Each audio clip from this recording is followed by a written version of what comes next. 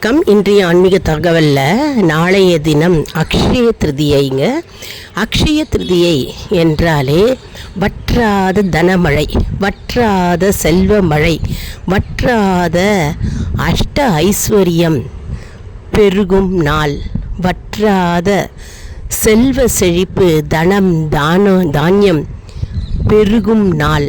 அக்ஷயம் என்றாலே பெருகிக்கொண்டே வளம், சிறப்பு மற்றும் தனமழை பொழியும் நாள், செல்வ மழை பொழியும் நாள், மங்களம் நிறைந்த நாள். அக்ஷய திருதியை நாள் அஷ்ட ஐஸ்வர்யம் பெருகக்கூடிய நாள். அக்ஷயம் பாத்திரம் நிரம்பி வழியும் நாள் மற்றும் அக்ஷய திருதியை மகாலட்சுமி அவதரித்த புண்ணிய நாள் அப்படின்னு சொல்லிக்கொண்டே போகலாங்க.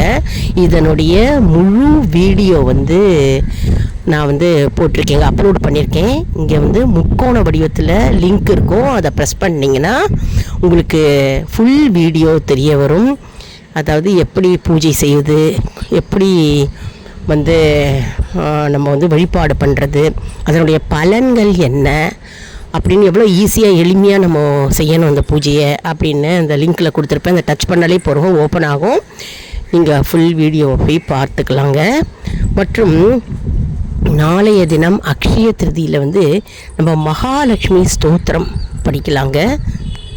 மற்றும் நாளைய தினம் கனகதாரா ஸ்தோத்திரம் நம்ம படிக்கலாம். அது படித்தா நம்முடைய வறுமை நிலை நீங்கும் என்பது ஐதீகம், அது சொல்லலாம். மற்றும் ஒரு எளிமையான மந்திரம் ஒன்று இருக்குது. அந்த மந்திரம் 108 முறை சொல்லணுங்க நாளைக்கு. ஓம் ஸ்ரீம் ஹ்ரீம் ஸ்ரீம் கமலே கமலாயே பிரசீத் பிரசீத் ஓம் ஸ்ரீம் ஹ்ரீம் ஸ்ரீம் மகாலட்சுமியை நமக. இந்த மந்திரம் சக்தி வாய்ந்த மந்திரம், மகாலட்சுமி மந்திரம்ங்க. இது 108 முறை சொல்லலாம். அப்படி சொல்ல முடியல அப்படின்றவங்க 24 முறை 54 முறை நாளைய தினம் உச்சரித்தாலே போருங்க. வறுமை நிலை நீங்கும் மற்றும் செல்வ செழிப்பு உண்டாகும்.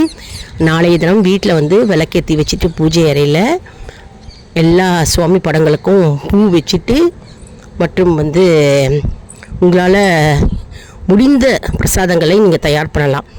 பால் பாயசம், அப்புறம் சக்கரை பொங்கல் மற்றும் கேசரி, வடை, அவல் பாயசம், அவல் எது வேணாலும் நீங்கள் செய்யலாம்.